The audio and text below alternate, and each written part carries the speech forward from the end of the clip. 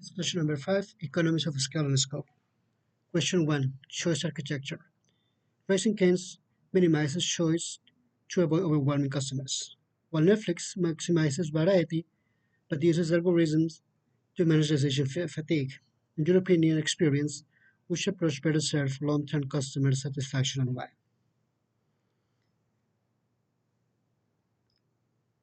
I'm the kind of man that prefers simplicity. I do like Kane's approach to their menu to basically four items, which provides an easy to read menu, no hard time making a choice. Netflix takes the opposite direction with an overwhelming and extended catalog that might require a certain skill set before diving down into it.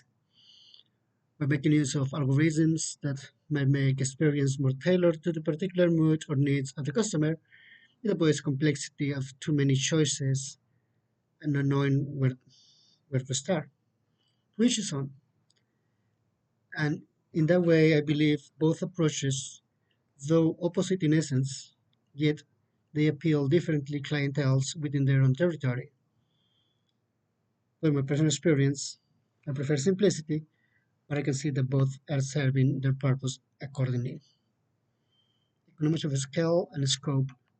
How Keynes, Netflix each leverage economics of scale? How does Keynes' rejection of scope compare with Netflix embraces of it? What trade-off do you see in their strategies? While both make use of economies of scale and scope, they do it from a different standpoint. For example, while Keynes, in order to provide their delicious chicken tenders, buys bulk values of a single item, Netflix distributes costs through subscriptions as well as by collecting data based on customer experience and preferences while allowing a very large variety of products. In terms of scope, while Netflix obviously follows the rule more is more, Keynes rather stays loyal to the stay focused principle. I quote, Raising Cane's has carved out a unique space, earning the coveted title of a cult brand. The secret to their success? One word: focus. While both have a loyal base, there is something to be said about simple menu, so well executed that ensure making a name. In matters of trade-off, both benefit in their own way, since they are so opposite. For example, while Keynes can deliver a level unparalleled efficiency with regard to most fast food joints, Netflix gains relevance and carries a huge variety, unlike Keynes, that only appeals to a particular sector by avoiding variety. At this point, I don't know where Keynes stands in the global market, but I know that Netflix have a way far more reaching scope in that regard. Customer value proposition. Keynes offers consistency and speed. Netflix offers personalization and abundance, which model builds a stronger brand loyalty, and in what types of industries might each approach be more effective. While both benefit as is intended, in my personal experience, I prefer simplicity. As a matter of fact, I got to the point I gave up my Netflix membership a long time ago. Too much stuff and nothing worthwhile. Yet I do know I do know many people who couldn't go their day to day without the numbing time with Netflix before going to bed. While Kane's methodology is based on consistency, Netflix does by offering a very large variety. Both appeal to different groups of people in a different way, which at the end benefits both the companies and the customers.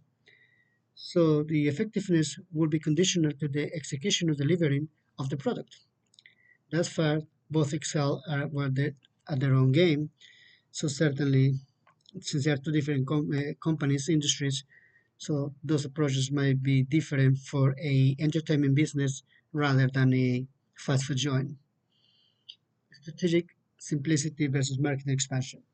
If Keynes added more menu items or Netflix reduced its library size, how might each brand value proposition change? Which risks will they face in altering their approach? Chances are that both might hurt themselves individually from, like, for example, from just frying one way chicken to a large menu that cooks may be overwhelmed with new recipes and ingredients to learn, to master to perfection as they currently do.